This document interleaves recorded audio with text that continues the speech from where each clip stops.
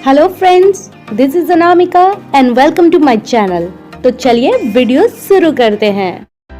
अगर आपने मेरे चैनल को अभी तक सब्सक्राइब नहीं किया है तो पहले मेरे चैनल को सब्सक्राइब करें और बेल आइकन दबाना तो बिल्कुल भी ना भूलें।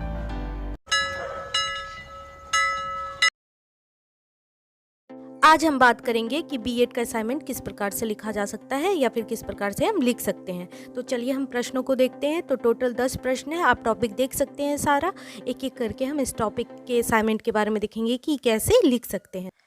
पहला प्रश्न है, प्रोफेंसी से आप क्या समझते हैं। इस प्रकार का प्रश्न लिखने से पहले आप सबसे पहले तो डिसाइड कर ले कि आपको किस पेज में लिखना है, फिर आप क्वेश्चन स्टार्ट करेंगे लिखना। तो सबसे पहले इंट्रोडक्शन लिखना है, फिर आप जो पूछा गया है प्रोफेंसी से आप क्या समझते हैं, तो फिर आपको लिखना प्रोफेंसी के बारे में, प्रोफेंसी क्या होता है। और फिर लिखना टीचिंग, प्रोफेंसी क्या होता है टीचिंग में, मतलब शिक्षण में प्रोफेंसी के बारे में कि क्या होता है। फिर उसके उद्देश्य लिखने कि टीचिंग में प्रोफेंसी के क्या क्या उद्देश्य है, जिसको आप पॉइंट वाइज इस तरह से लिखेंगे जैसे कि आप यहाँ पे पॉइंट में देख सकते हैं।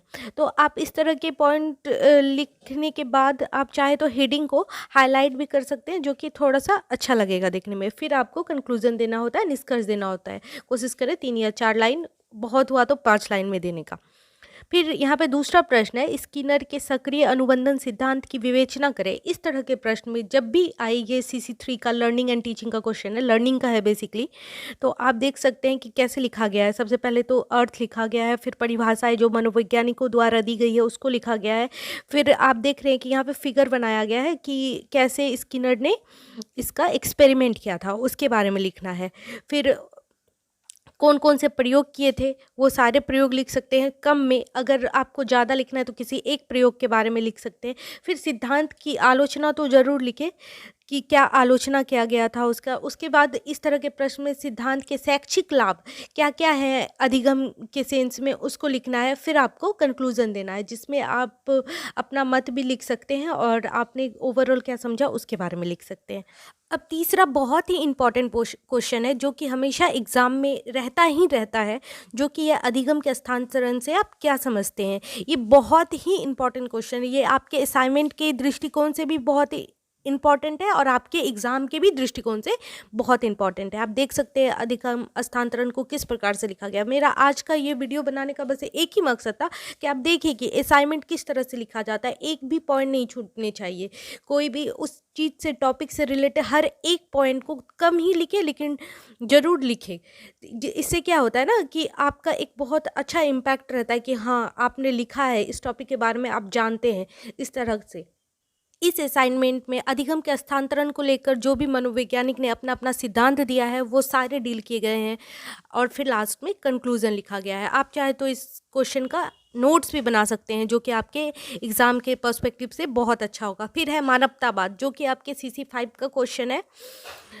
मानवतावाद का अर्थ क्या है, मानवतावाद की परिभाषा क्या है, इसकी क्या क्या विशेषता है, जिसको पॉइंट में बहुत ही ईजिली तरीके से लिखा गया है। आप चाहे तो इसका नोट्स भी बना लें, मैं तो आपको सजेस्ट करूँगी कि नोट्स भी बना लें क्योंकि ये बहुत ही इंपॉर्टेंट क्वेश्चन है जो कि अंडरस्टैंडिंग एंड डिसिप्लिन सब्जेक्ट का क्वेश्चन है। ठीक है, फिर मानवतावाद के अंग क्या क्या है, इस तरह का क्वेश्चन। बस मेरा यहाँ पे दिखाने का एक ही मकसद है कि आपका एक प्रॉपर तरीका कि कैसे लिखना है असाइनमेंट, बस इसको ही बताना है। आप देख सकते हैं किस प्रकार से पॉइंट वाइज लिखा गया। आप चाहे तो इस तरह से बिल्कुल एग्ज़ाम में भी लिख सकते हैं जिससे आपको मार्क्स भी आएंगे, क्योंकि मार्क्स भी तो इम्पॉर्टेंट है बीएड में।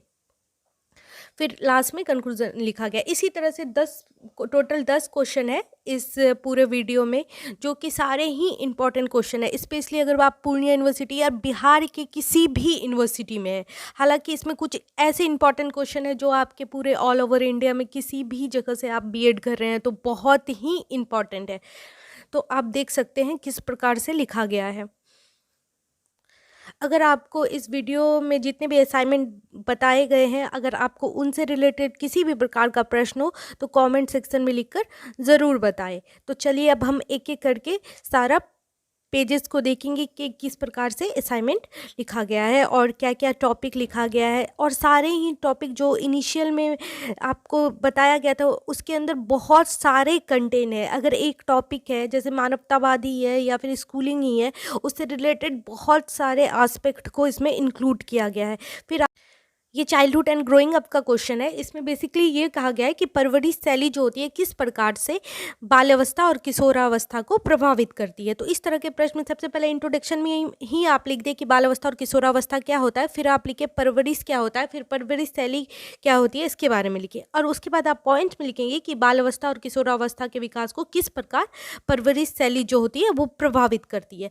तो इस तरह का जो प्रश्न होता है ये बहुत ही अच्छा प्रश्न है अगर सच कहूँ तो, कि और इससे एक ही प्रश्न से आपके बहुत सारे क्वेश्चन का आंसर भी बनता है, ठीक है। और इस तरह के क्वेश्चन जो होते हैं बेसिकली एग्जाम में आते हैं कि बाल अवस्था को परिवार किस प्रकार प्रभावित करता है या साथी समूह किस प्रकार प्रभावित करता है, इस तरह में ओवरऑल बन गया आता है।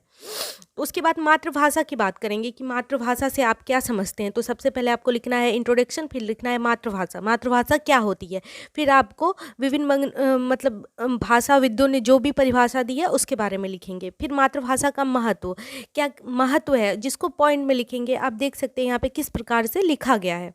फिर उसके बाद विद्यालय की भाषा क्या होती है, इसको चाहे तो आप पॉइंट में भी लिख सकते हैं। अच्छा रहेगा कि पॉइंट में लिख दे थोड़ा सा डील करने के बाद, तो ज़्यादा अच्छा रहेगा। इस तरह के जो प्रश्न होते हैं ये एग्ज़ाम में भी पूछे जाते हैं। ये क्वेश्चन बहुत इंपॉर्टेंट है कि अक्सर पूछा जाता है कि क्या डिफरेंसेस है मातृभाषा और विद्यालयी भाषा में। फिर उसके बाद हिंदी भाषा पर प्रकाश डालें। सबसे पहले आपको इंट्रोडक्शन लिखना है, फिर लिखना है हिंदी शब्द का मूल अर्थ क्या होता है उसके बारे में लिखेंगे।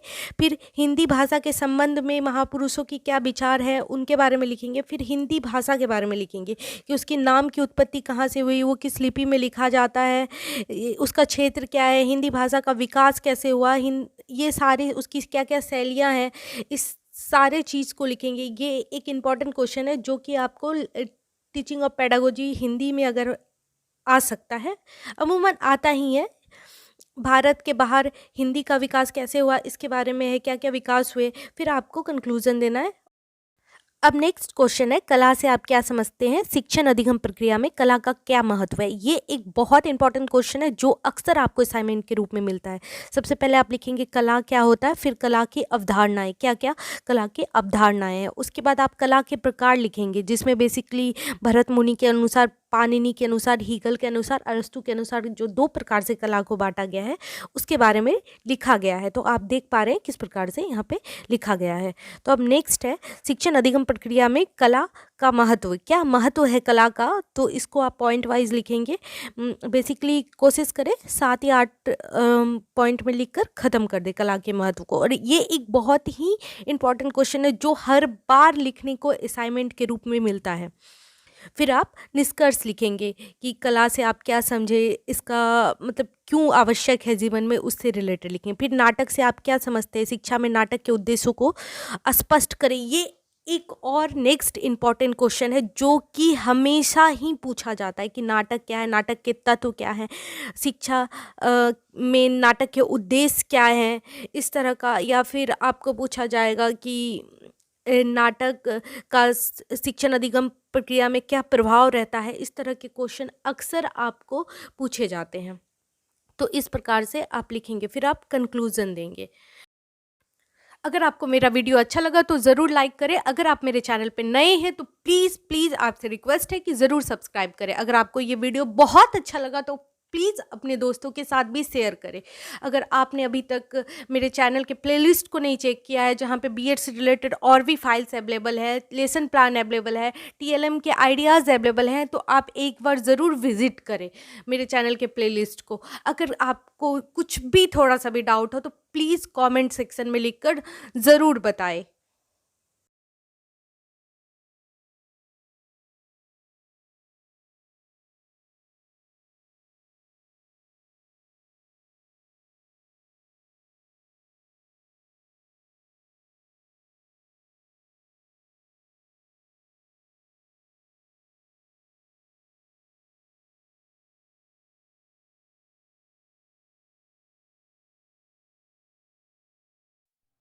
अगर आपको मेरा वीडियो अच्छा लगा तो मेरे वीडियो को लाइक करें, कमेंट करें और मेरे चैनल को सब्सक्राइब ज़रूर करें।